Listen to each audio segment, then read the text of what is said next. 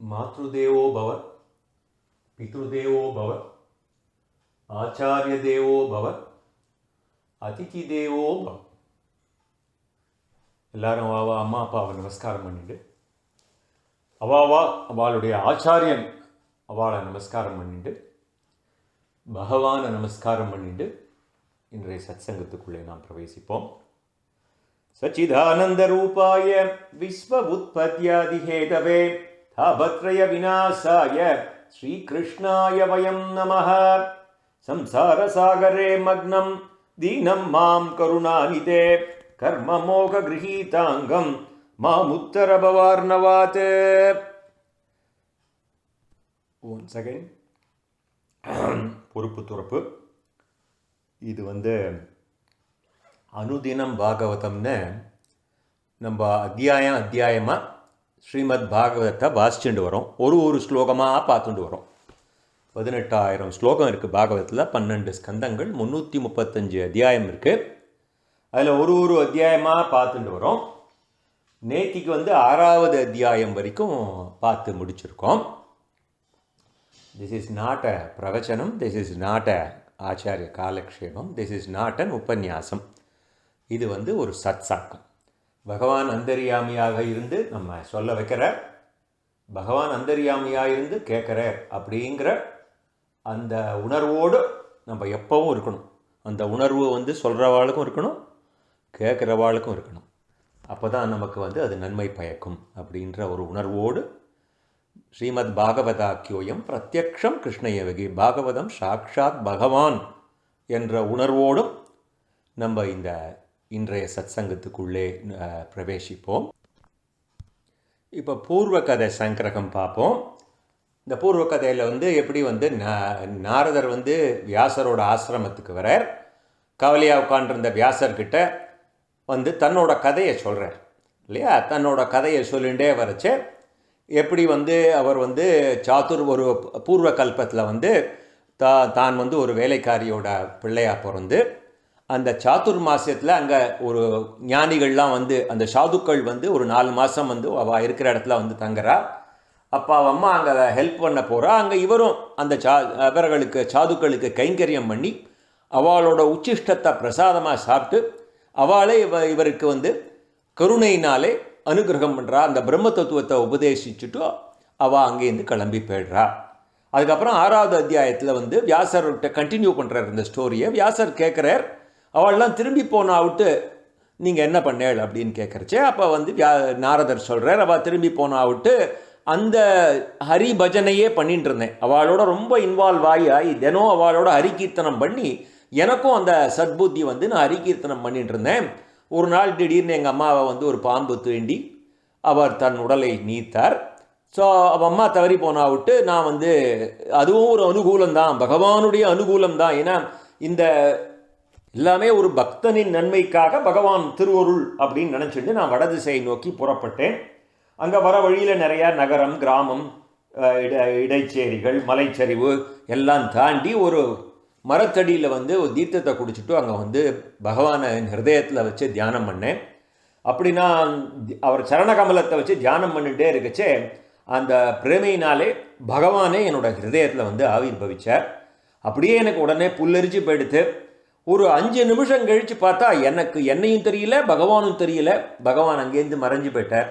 அப்புறம் திருப்பி நான் நிறையா முயற்சி செய்து அவரை காணமில்லை. அப்புறம் அவர் அசரியாக அப்புறம் பகவான் சொல்கிறார், இந்த பிறவியில் நீ என்னை தரிசிக்க முடியாது. நீ என்ன பண்ணு, இந்த உலகியல் காமம், இந்த வாசனையெல்லாம் நன்னா தொலைச்சுட்டு பக்தி யோகத்தில் முழுமையாக என்னை ஒரு பழுத்த நிலை விட்டு அடுத்த ஜென்மத்தில் நீ விஷ்ணு பார்ஷதனாக பிறப்பாய் அப்படின்னு பகவான் எனக்கு அனுகிரகம் பண்ணிட்டு போயிட்டேன். அதுக்கப்புறம் நான் எப்படி இந்த பிரளய காலத்திலே அந்த சதுர்முக பிரம்மாவின் அருளாலே அவருடைய மூச்சுக்காற்றினாலே நானும் மரீச்சி முதலிய மகரிஷிகளோடு இவ்வாறு தோன்றினேன் அப்படின்னு நாரதர் அவரோட கதையை சொல்கிறார். சொல்லிட்டு கடைசியில் அவர் சொல்கிறார், வியாசரே நீங்கள் பாவமற்றவர், தாங்கள் கேட்டுக்கொண்டபடி என்னுடைய பிறவியின் சாதனைகள் அது எல்லா ரகசியமும் நான் உங்கள்கிட்ட சொல்லிட்டேன். தங்கள் ஆன்மா மகிழ்மாறு உங்களுக்கு நான் உபாயத்தையும் கூறிவிட்டேன் அப்படின்னு சொல்லி அவர் அங்கேருந்து கிளம்புறார். இந்த 2 அத்தியாயங்களோட சுருக்கம் என்னென்னா 5, 6 வியாசர் அவரோட ஆசிரமத்தில் கவலையாக உட்காண்டிருக்கார். அப்போ நாரதர் பிரேரணை பண்ணி, உங்களோட மனக்கவலைக்கு காரணம் எனக்கு புரியறது.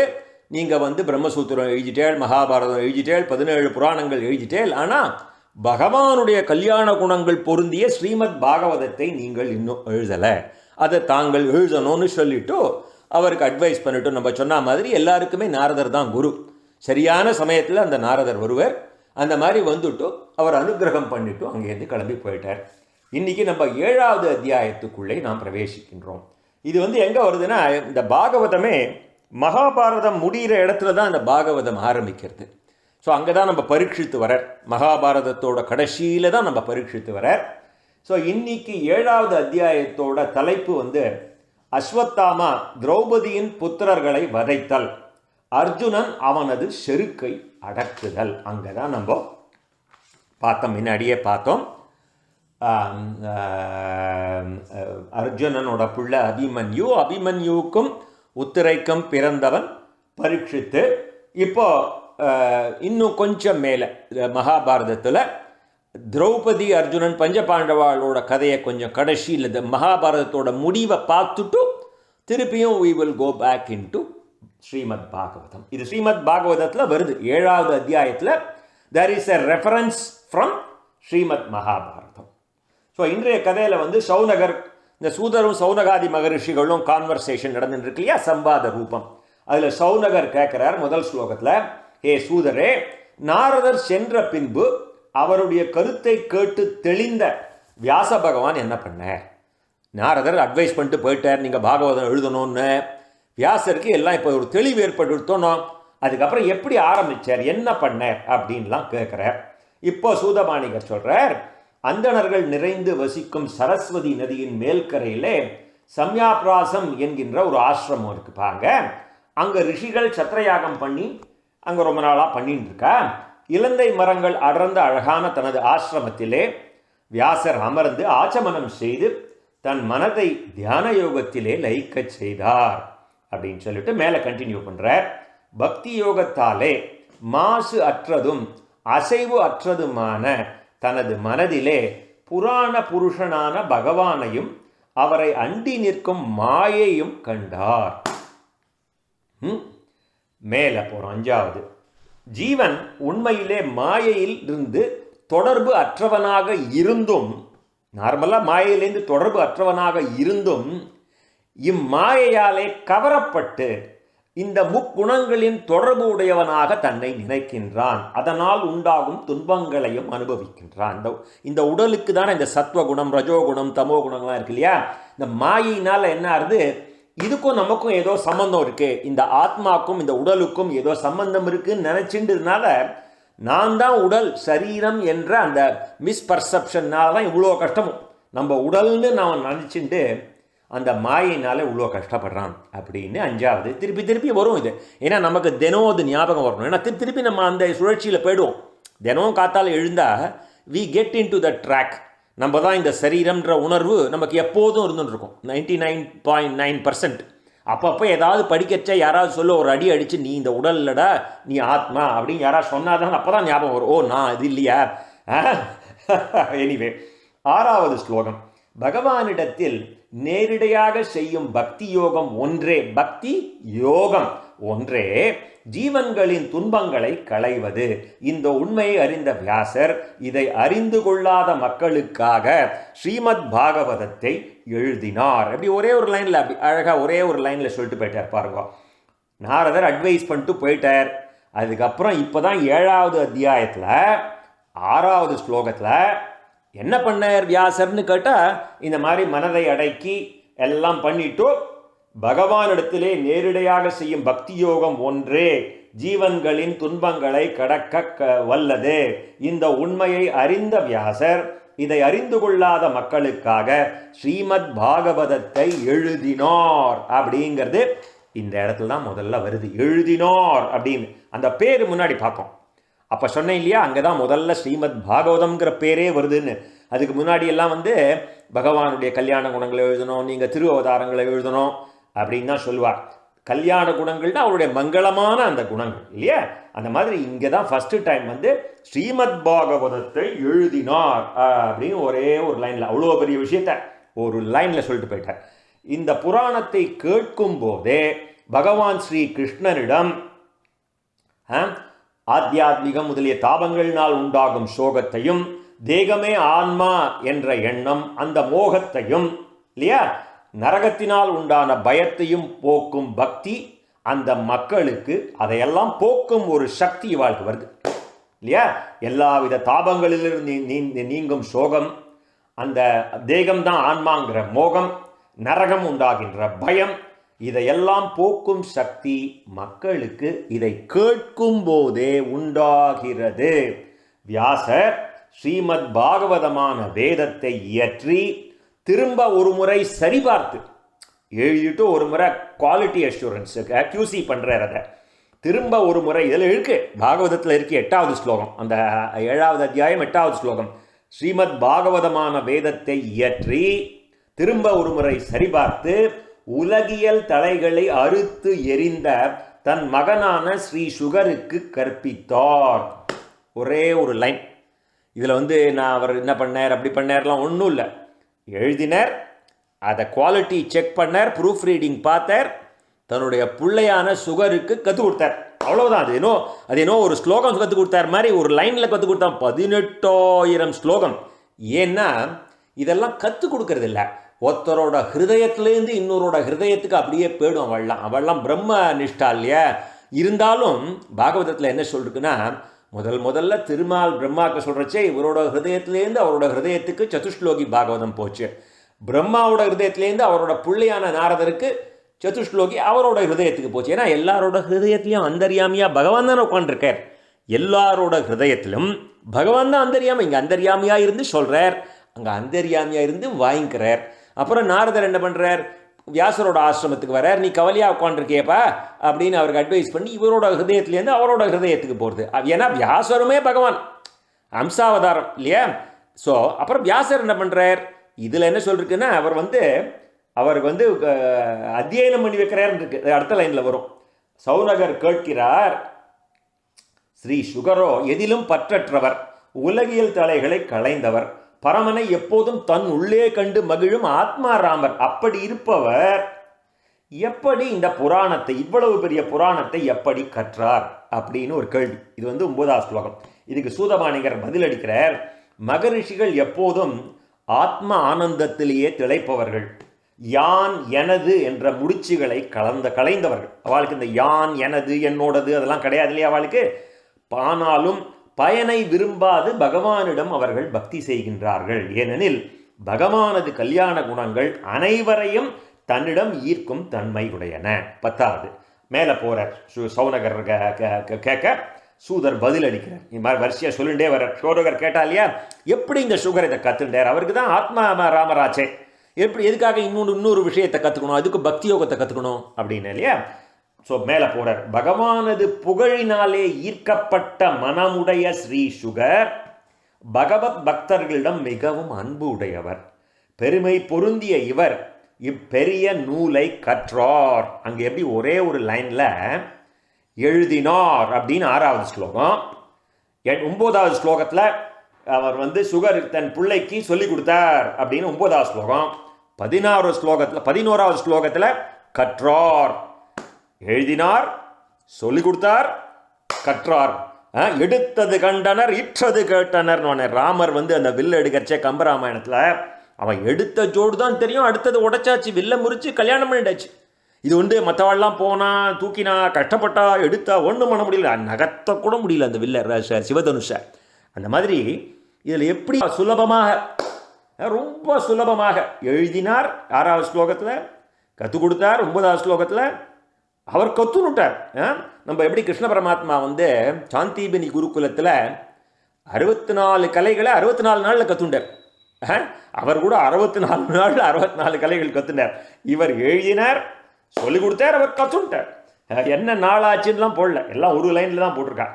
ஸ்ரீ கிருஷ்ணன் கதைக்கு முன்னுரையாக ராஜரிஷியான பரீட்சித்தோட பிறப்பு, அவனது செயல்கள், அவன் முக்தி அடைதல் அனைவற்றையும் பாண்டவர்கள் ஸ்வர்க்கம் அடைந்ததையும் நான் இப்போது உங்களுக்கு கூறுகிறேன். ஏனெனில் இதிலிருந்து தானே ஸ்ரீ கிருஷ்ணனது கதைகள் தோன்றின. இப்போ கிருஷ்ணனோட கதைகள் 10வது ஸ்கந்தத்தில் தான் வருது. நம்ம இப்போ 1வது ஸ்கந்தத்தில் இருக்கோம் இல்லையா? ஆனால் கிருஷ்ணர் இந்த மகாபாரதம் முடிஞ்ச உடனே தான் இந்த இது ஆரம்பிக்கிறது, நம்ம பாகவதம் ஆரம்பிக்கிறது. இந்த பரீட்சித்து வரான் இல்லையா? அதனால் இந்த கதை புரியணும் அப்படின்னா இப்போ அந்த கிருஷ்ணரோட கதை கொஞ்சம் பேக்ரவுண்டு, மகாபாரதம் கொஞ்சம் பேக்ரவுண்டு உங்களுக்கு புரியணும்.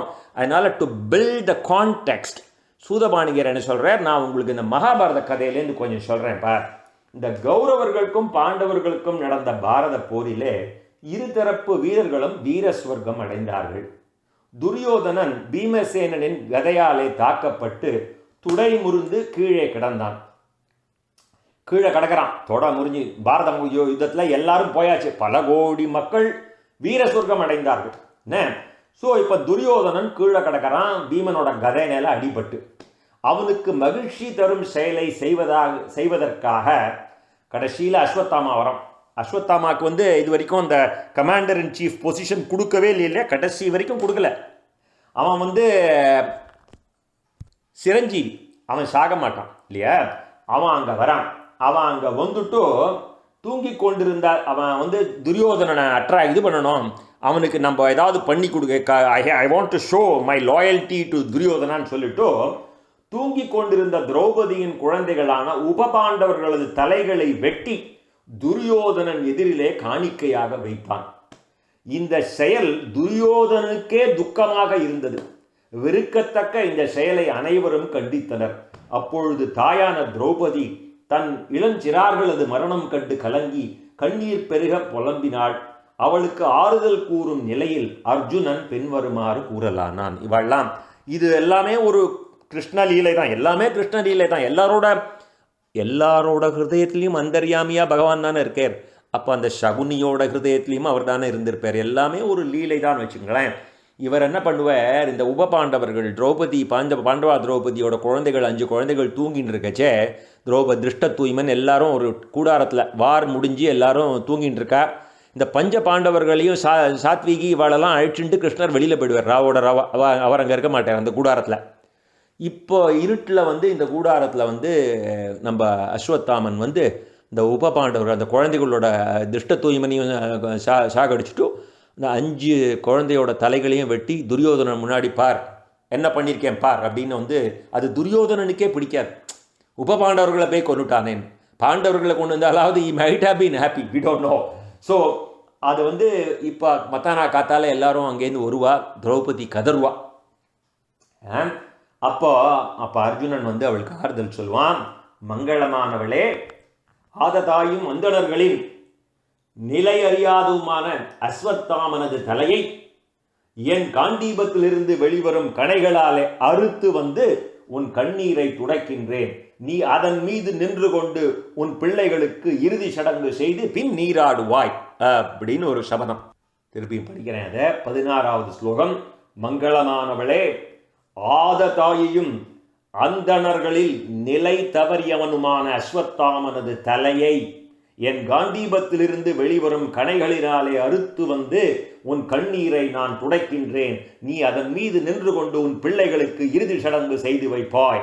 அதற்கு பிறகு நீ நீராடுவாய் அப்படின்னு ஒரு சபதம் அளிக்கிறான். அதாவது தீ வைப்பவன், நஞ்சளிப்பவன், தீய செயலுக்காக கையிலே ஆயுதம் எடுப்பவன், கொள்ளையடிப்பவன், வயலையும் பிறர் மனைவியும் திருடுபவன், இவர்கள் 6 பேரும் ஆததாயிகள் எனப்படுவார்கள். அந்த ஆததாயிகளோட அந்த டேர்முக்கு அர்த்தம்.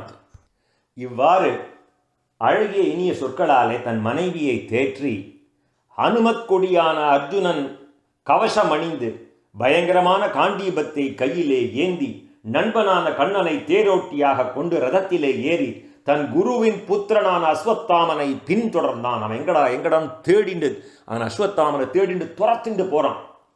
சிசுஹத்தி செய்த அஸ்வத்தாமன் ரதத்திலே ஏறி தன்னை துரத்தி வரும் அர்ஜுனனை கண்டு பயந்து மனம் கலங்கி தன்னை காத்து கொள்ள ரதத்திலே ஏறி தன்னால் முடிந்தவரை வெகு தூரம் ஓடினான்.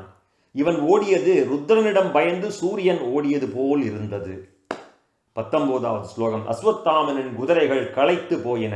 தன்னை காத்துக்கொள்ள வேறு வழியின்றி பிரம்மாஸ்திரத்தை நினைத்தான் அப்படின்னு இதில் போட்டிருக்கு. சில பேர் சொல்கிறச்சே சொல்லுவா, அவன் வந்து பிரம்மசீரிஷத்தை ஏவினான் அப்படின்னு சொல்லுவா. ஸோ இவன் பிரம்மாஸ்திரத்தை நினைத்தான். உடனே 19வது ஸ்லோகம் 20வது ஸ்லோகத்தில் அந்த பிரம்மாஸ்திரத்தை திரும்ப பெறும் உபசம்ஹாரம் உபாயத்தை அறியாது போனாலும் தன் உயிருக்கு அபாயம் வந்ததால் தீர்த்தத்தால் ஆச்சமனம் செய்து ஒரு நிலைப்பட்ட மனதினாய் அந்த பிரம்மாஸ்திரத்தை தியானித்து பிரயோகித்தான். அவனுக்கு வந்து அதை உபசம்ஹாரம் பண்ண தெரியாது. பிரம்மாஸ்திரத்தை விடதான் தெரியும். அது வந்து உலகத்தையே அழிச்சிடும். அதை வந்து வித்ட்ரா பண்ண தெரியாது. ஸோ வேடிக்கை பாருங்க. இப்போ அவன் விட்டுட்டான். திசைகளெங்கும் ஒளியுடன் கிளம்பிய அந்த அஸ்திரத்தின் உக்ரமான தேஜஸையும் அதனால் தன்னுடைய உயிருக்கு நேரிடும் ஆபத்தையும் கண்ட அர்ஜுனன் ஸ்ரீ கிருஷ்ணனிடம் கூறலானான். அர்ஜுனன் கிருஷ்ணன்ட்ட சொல்றான், ஸ்ரீ கிருஷ்ணா, நீண்ட புஜங்களை உடையவரே, பக்தர்களின் துன்பம் களைபவரே, பிறப்பாகின்ற சம்சாரத்தீயில் கருகி வாடும் ஆன்மாக்களுக்கு ஓய்வளிப்பவரே, தாங்கள் ஒருவரே அன்றோ, நீங்கள் தானே அதெல்லாம். நீரே ஆதி புருஷர், பிரகிருதியான மாயைக்கு அப்பாற்பட்டவர், ஈஸ்வரர். தன் சித் சக்தியினாலே அவித்தை என்கின்ற மாயையை ஒழித்து கைவல்ய ரூபமான ஆத்மாவில் விளங்குபவர். இத்துணை பெருமை வாய்ந்த தாங்கள் மாயையினாலே மனம் கலங்கி நிற்கும் ஜீவன்களுக்கு தங்களது தபோ மகிமையினாலே அறம், பொருள், இன்பம், வீடு என்கின்ற 4 புருஷார்த்தங்களையும் அளிக்கின்றீர். தங்கள் திருவவதாரம் ஊபாரத்தை ஒழிப்பதற்கும் தங்களை தவிர மற்றெதிலும் மனம் செலுத்தாத ஏகாந்த பக்தர்களை தியானிப்பதற்கே ஆகும். தேவதேவரே, நாற்புறமும் எங்கும் பயங்கரமாக பரவி நிற்கும் இந்த ஒளி எங்கிருந்து வருகிறது? இதன் தன்மை என்ன? ஒன்றுமே புரியவில்லையே அப்படின்னு கூறுறான். அவன் வந்து மகாபாரதத்தில் வந்து கிருஷ்ணனை காலால், கிருஷ்ணன் வந்து தேரோட்டி இல்லையா, காலால் வந்து முதுகில் தட்டுவானான். அவன் எந்த பக்கம் காலில் மிதிக்கிறானோ அந்த பக்கம் தேரை திருப்புன்னு அர்த்தம். அவனை வந்து பகவான் என்கின்ற உணர்வோடு அப்போ பார்க்கலை. அவ்வளவு அந்யோன்யம், சக்கியபாவம். இந்த நவவித பக்தியில் சக்கியபாவத்துக்கு வந்து அர்ஜுனன் கிருஷ்ணன் தான் எக்ஸாம்பிள் சொல்லுவாள். அர்ஜுனன் தான் அந்த மாதிரி அப்படி ஒரு பாவத்தில் தான் பார்த்தான். என் மாமா புள்ள அத்தை புள்ள மாதிரி தான் அவன் 2 பேரும் பழகினான். இப்போ பாருங்க, அவன் புரிஞ்சுனுட்டான், இவர் பகவான்னு புரிஞ்சுனுட்டான். தன்னால் ஒன்றும் நடக்கலை. இந்த மகாபாரத வாரே கிருஷ்ணனால தான் அவன் வந்து நடந்ததுங்கிறத புரிஞ்சுனுட்டான். இப்போ பகவானை வர்ணிக்கிறான். இவ்வளவு தூரம் ஸ்தோத்திரம் பண்ணி கடைசியில் விண்ணப்பிக்கிறான். இந்த மாதிரி இருக்கே, ஏதோ பயங்கரமாக ஒன்று வருதே, ஒரு ஒளி வருதே, அது எங்கேருந்து வருது, எனக்கு ஒன்றுமே புரியலையே, கிருஷ்ணா சரணாகதி. ரைட். இப்போ பகவான் சொல்கிறார் 27வது ஸ்லோகத்தில், இது வேற ஒன்றும் இல்லைடா அர்ஜுனா, இது அஸ்வத்தாமன் விடுத்த அந்த பிரம்மாஸ்திரம். தன் உயிருக்கு ஆபத்து வந்ததால் அவன் அதை விட்டுட்டான். ஆனால் அவனுக்கு அதை திரும்ப அழைத்து கொள்ள தெரியாது. ஆனால் அது உனக்கு தெரியும். அந்த பிரதி பிரம்மாஸ்திரம் உனக்கு விட தெரியும். இந்த பிரம்மாஸ்திரத்தின் திறனை குறைக்க வேறு எந்த ஒரு அஸ்திரம் திறன் இல்லை. வேற ஒன்றும் பண்ண முடியாது. அந்த பிரம்மாஸ்திரத்தை அடைக்கணும்னா பிரதி பிரம்மாஸ்திரம் தான் போடணும். நீயோ அனைத்து அஸ்திரங்களையும் அறிந்தவன். ஆகவே நீயும் அதே பிரம்மாஸ்திரத்தை விடுத்து அவனது அஸ்திரத்தின் அழிவுத்திறனை அடக்கு அப்படின்னு பகவான் வந்து அவனுக்கு அட்வைஸ் பண்ணுறார். ஸோ அடுத்தது இப்போ இந்த கான்டெக்ட்ல சூதர் உடனே சொல்கிறார் என்ன நடக்கிறது அங்கே பாருங்க. என்ன நடக்கிறது? அர்ஜுனனும் கிருஷ்ணரும் பேசிக்கிறார். ஸோ இப்போ அவர் சொல்கிறார், பகைவர்களை வெல்லும் அர்ஜுனன் பகவான் கூறியதை கேட்டு பகவானை வலம் வந்து வணங்கி ஆச்சமனம் செய்து அந்த அஸ்திரத்தை அடக்க தானும் பிரம்மாஸ்திரத்தை விடுத்தான். அவ்விரு அஸ்திரங்களின் தேஜஸும் ஒன்று கூடி பானங்களினாலே சூழப்பட்டு தேவருக்கு தேவர் உலகு, பூ உலகு, ஆகாயம் என்று எங்கும் பரவி அந்த ஊழிக்கால சூரியன் போன்றும் அக்னி போன்றும் அவை பெருகின. 2 பிரம்மாஸ்திரம் பார்த்தோம், எப்படி இருக்கும் அந்த ஒளி. அந்த தேவருலகு, இந்த பூ உலகு, ஆகாயம் எங்கும் அது பரவி ஊழிக்கால சூரியன் போன்றும் அக்னி போன்றும் அந்த ஒளி பெருகின. 31 உலகங்களையும் சுட்டு எரிக்கும் அந்த 2 அஸ்திரங்களின் தேஜஸை கண்டு வெதும்பிய மக்கள் ஊழிகாலத்து பெருந்தீதான் எழுந்ததோ என்று எண்ணினார்கள். மக்கள் அவதியுறுவதையும் உலகின் அழிவையும் கண்ட அர்ஜுனன் பகவானது அறிவுரைப்படி அந்த 2 அஸ்திரங்களையும் தன் பக்கம் இழுத்து கொண்டான். அவ்வாறு இந்த 2 பிரம்மாஸ்திரத்தை கட்டுப்படுத்திட்டான். பிறகு அர்ஜுனன் கோபத்தால் கண்கள் சிவக்க கொடியவனான அஸ்வத்தாமனை பிடித்து யாக பசுவை கட்டுவது போல கயிற்றிலே கட்டினான். பகவானான பகைவனான மன்னிக்கணும் பகைவனான அஸ்வத்தாமனை கயிற்றினாலே கட்டி பாசறைக்கு கொண்டு செல்ல எண்ணிய அர்ஜுனனிடம் தாமரை கண்ணனாகிய ஸ்ரீ கிருஷ்ணன் கோபத்துடன் கூறினான், ஹே பார்த்தனே, நெறி தவறிய அந்தணனை, இந்த யார் அஸ்வத்தாமனை, இவனை விடாதே. இரவில் உறங்கும் அந்த குற்றமற்ற சிறுவர்களை கொன்றவன், அந்த உபபாண்டவங்களை கொன்னவன் இவன். ஆகவே இவனை நீ கொல். கிருஷ்ணர் சொல்ற கேட்டுங்கோ. அர்ஜுனனை பார்த்துட்டே, இவன் நெறி தவறிய அந்தணன்டா, இவனை விட்டுறாத. அவன் இரவில் பாவம் அப்பாவியான அந்த குழந்தைகளை கொண்டுட்டானுங்க. இவனை கொல். கள் குடித்தவன், வேறொரு செயலில் முனைந்திருப்பவன், பைத்தியம் பிடித்தவன், தூங்குபவன், சிறுவன், பெண்கள் தன்னைத்தானே காப்பாற்றிக் கொள்ள தெரியாத ஜடன், தன்னை சரணமடைந்தவன், ரதமின்றி தரையிலே நிற்பவன், பயந்தவன், இவர்கள் பகைவர்களாக இருப்பினும் தர்மம் அறிந்தவன் இவர்களை கொல்ல மாட்டான். இந்த மாதிரி இருக்கிறவனே யாரும் கொல்ல மாட்டான் அனாவசியமா. கள்ளு குடித்தவனை கூட சொல்றார். வேறொரு வேலையில் முனைந்திருப்பவன், பைத்தியம் பிடித்தவன், தூங்குபவன், இவாளெல்லாம் கொல்லப்படாது. தர்மம் அறிந்த எவனும் இவர்களை கொல்ல மாட்டான். இதெல்லாம் அதுவும் தர்மம் வேற நடுவில் சொல்றார். கருணையற்ற தீவினையாளனான ஒருவன் தன்னை காத்துக்கொள்ள பிறரை துன்புறுத்தி இன்புறுகிறானோ அவனை கொல்வது அவனுக்கே நன்மை செய்வதாகும், இல்லையேல் அவன் மேலும் தீவினை புரிந்து நரகத்தை அடைவான். இந்த மாதிரி ஆளை விட்டோன்னா இவன் மேலே மேலே தப்பு பண்ணிகிட்டே இருப்பான், இவனை விடப்படாது அப்படின்னு 37, 38. பெருமையுடையவனே, உன் பிள்ளைகளை கொன்றவனுடைய தலையை கொண்டு வருகிறேன் என்று என் எதிரிலேயே நீ திரௌபதியிடம் சபதம் செய்தாயே, அது ஞாபகம் இருக்கா அப்படின்னு இன்னும் நீ ஏற்றி விடுற பாருங்க. 39. வீரனே, அவன் உடனே அடுத்து பெரிய என்ன வார்த்தை சொன்னால் அவனை இது பண்ண முடியும், இன்ஸ்டிகேட் பண்ண முடியும். இவன் ஆததாயி, மிகவும் கொடியவன், உன் குழந்தைகளை கொன்று பாவம் புரிந்தவன், தனது அரசனான துரியோதனுக்கும் அவனுக்கே தன்னுடைய அரசனான துரியோதனனுக்கே வெறுப்பான செயலை செய்தவன், தான் பிறந்த குலத்திற்கு அவமானம் செய்தவன். ஆகையால் இவனை வதம் செய் அப்படின்னு கிருஷ்ணர் சொல்றார். 40வது ஸ்லோகத்தில் தான் எதுக்காக அப்படி சொன்னார்னு தெரியும். அர்ஜுனனது அறநெறியை சோதிக்க விரும்பி, இத்தனை வார்த்தை சொல்லிட்டோ எதுக்காகடா கிருஷ்ணன் சொன்னார்னா அர்ஜுனனை சோதிக்கிறார். அவர் அர்ஜுனனுடைய அறநெறியை சோதிக்க விரும்பி ஸ்ரீ கிருஷ்ணன் இவ்வாறு கூறியும் மிக்குயர் மனம் கொண்ட அந்த அர்ஜுனன் தன் குழந்தைகளை கொன்றவனாக இருந்தாலும் குரு புத்திரனான அஸ்வத்தாமனை கொல்ல விரும்பவில்லை. அவன் குரு புத்திரன், துரோணர், இவாளுக்கு அஸ்திர வித்தியை கற்றுக் கொடுத்த துரோணரோட புள்ள இல்லையாமல் அவனை கொல்ல விரும்பவில்லை. பின்னர் கோவிந்தனையே நண்பனாகவும் சாரதியாகவும் கொண்ட அர்ஜுனன் தன் பாசறைக்கு வந்து இறந்து தன் குழந்தைகளை நினைத்து வருந்தும் திரௌபதியிடம் அஸ்வத்தாமனை ஒப்படைத்தான். நம்ம பண்ணிட்டான், அவன் நினச்சிட்டான் நம்ம ஒன்றும் பண்ண வேண்டாம், நம்ம திரௌபதிகிட்ட ஒப்படைப்போம், அவள் என்ன சொல்கிறாளோ கேட்போம் அப்படிங்கிற மாதிரி அவனை அஸ்வத்தாமனை கயத்தில் கட்டி அழிச்சுட்டு வரா. பசுவை போலே கயிற்றினால் கட்டப்பட்டவனும் வெறுக்கத்தக்க செயல் செய்ததால் அவமானம் அடைந்து தலைகுனிந்து நிற்பவனுமாகிய அந்த குருபுத்திரன் அஸ்வத்தாமனை கண்டு தவறு புரிந்தவன் ஆயினும் பெண்களுக்கே உரிய வாத்சல்யமும் கருணையும் நற்குணமும் நிரம்பிய திரௌபதி அவனை வணங்கவும் செய்தாள். ஐயோ பாவம், எப்படி இருக்கா பாருங்க திரௌபதியோட கருணை பாருங்க. ஒரு தாய் தன் குழந்தைகளை பறிகொடுத்த தாய் அவனை தூக்கத்தில் கொன்னவனை பார்த்து வணங்குறான். இவன் ஒரு பிராமண புத்திரன், நம்ம ஆச்சாரியனோட புத்திரன் அப்படின்னு. அப்பா அப்பா அப்பா எப்படி இருந்திருப்பார். அஸ்வத்தாமனை கட்டுண்டு அழைத்து வந்ததை கண்டு மனம் பொறாத அந்த கற்புக்கு அரசியாகிய பாஞ்சாலி, இவரை விட்டு விடுங்கள், இவர் அந்தணர், மேலும் நமது குரு. ஏன்னா இவ வேதத்தில் சொன்ன மாதிரி ஆத்மாவை புத்திரநாமாசின்னு சொல்லுவா இல்லையா, இவரையே குருவாக பார்க்குறா. அப்படி சொல்கிறா பாருங்க, இவர் நம்ம குருங்கிறா.